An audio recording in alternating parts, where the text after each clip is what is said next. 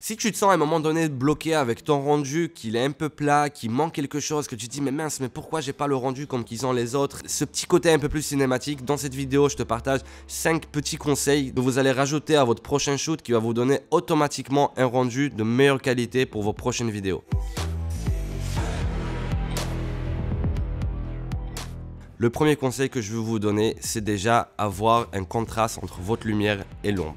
Qu'est-ce que je veux dire par là? Quand je pars regarder des lieux, quand je filme quelqu'un, je cherche exactement des endroits, des lieux que j'ai beaucoup de jeux avec la lumière et l'ombre. Ça va nous permettre d'avoir une profondeur dans l'image. Pas forcément on a besoin de lumière d'extérieur, on peut faire tout ça avec des lumières naturelles. Cherchez des lieux que vous avez vraiment des petites nuances de lumière qui apparaissent avec de l'ombre, lumière, ombre, lumière, ombre. Si vous regardez les films, tout ce qui se passe dans le cinéma, on arrive toujours à ce rendu là où on a de la profondeur dans l'image en créant des couches de lumière et de profondeur. Ça c'est mon premier conseil, cherchez des endroits avec du contraste de lumière.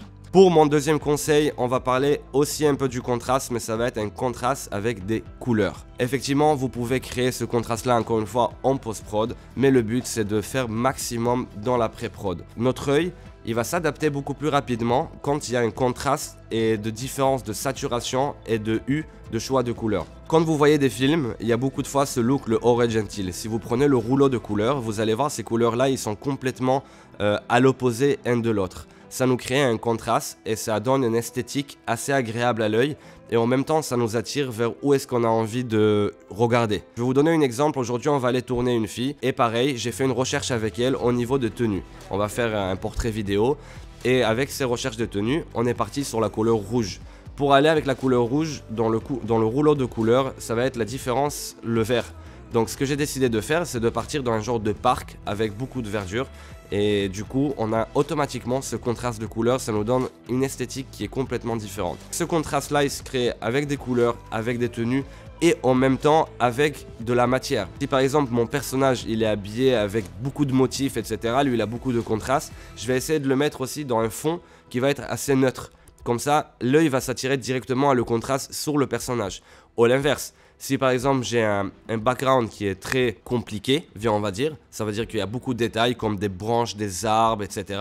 Ben, je vais essayer de prendre une tenue du personnage qui va être assez simple. Je crée de contraste dans l'image avec les couleurs, j'ai créé un contraste avec le tenue et la matière et en même temps avec le jeu de lumière. Le troisième conseil, on va parler de choix de focale. Si vous variez énormément dans votre choix des focales, ça nous laisse la surprise à l'audience. Ils vont nous donner des couches de profondeur aussi, le fond plus compressé, moins compressé, des mouvements variés en fait dans l'image, des plans très larges, des plans très serrés, des détails et tout ça, ça va nous donner encore un choix dans notre montage après en post-prod et ça va forcer l'œil de ne pas s'habituer à quelque chose de banal. Pour ce quatrième conseil, on va parler de mouvement dans la caméra. Bien sûr, on avait la dernière vidéo qu'on a expliqué les mouvements motivés et pas motivés, mais ici je veux te parler de ce qui est en mouvement en règle générale. J'essaie toujours de créer un mouvement dans mon image. On peut avoir trois styles de mouvement. On peut avoir quand la caméra ne bouge pas mais l'acteur il bouge dans le cadre, et on peut avoir un mouvement que la caméra bouge mais l'acteur ne bouge pas, et on peut avoir un mouvement que la caméra et l'acteur bougent. Et tout ça, ça va nous donner une dynamique et un rendu beaucoup plus esthétique. Essayez tout le temps de créer un mouvement et essayez aussi de varier. Maintenant attention à ne pas tomber dans le panneau qu'il y a tout le temps du mouvement. C'est bien avoir beaucoup de mouvements pour faire remonter une émotion et tout d'un coup avoir un petit moment de pause et là on apprécie le manque de mouvement. Pour mon tout dernier et cinquième conseil, je vais parler des framerates, des images par seconde. Les framerates en fait ils vont nous permettre à changer des ralentis ou faire des accélérés ou de rester juste à un temps réel. Quand moi je shoot, j'essaie de shooter des plans à 25, à 50 et même à 100 images par seconde. Maintenant pareil comme avec les mouvements de caméra, faites pas la même erreur de filmer tout en ralenti et faire toute votre vidéo en ralenti.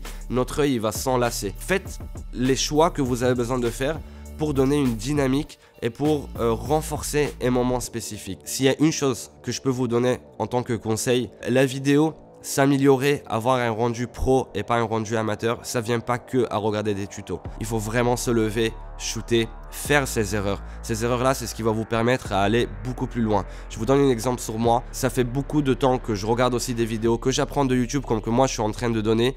Mais si j'avais pas pratiqué toutes ces choses-là, je pouvais pas les comprendre. Les comprendre sur les papiers, c'est une chose, mais aller de faire et de shooter, et de se réveiller le matin et de dire ok, aujourd'hui j'ai appris un nouveau truc, allez le faire, c'est ça ce qui va vous donner les autres 50% qui vous manquent. Parce que pour moi, à évoluer, ça se fait en 3 parties. Apprendre, aller pratiquer, faites les erreurs et après revenir plus fort et re-shooter. Si tu es pas là à se lever le matin, à prendre une caméra, à mettre ton objectif, à appeler des gens, à appeler des potes, à appeler quelque chose pour aller créer, juste savoir comme ça, un savoir pour faire, c'est pas ce qui va vous rendre meilleur. Donc j'espère que vraiment cette vidéo elle peut vous motiver, elle peut vous dire ok, là il y avait 2-3 petits conseils que je savais pas et maintenant je vais aller les impliquer et les faire. Et franchement si ça c'est le cas, laissez-nous savoir dans les commentaires. On se dit à très vite sur Adnes TV. Ciao.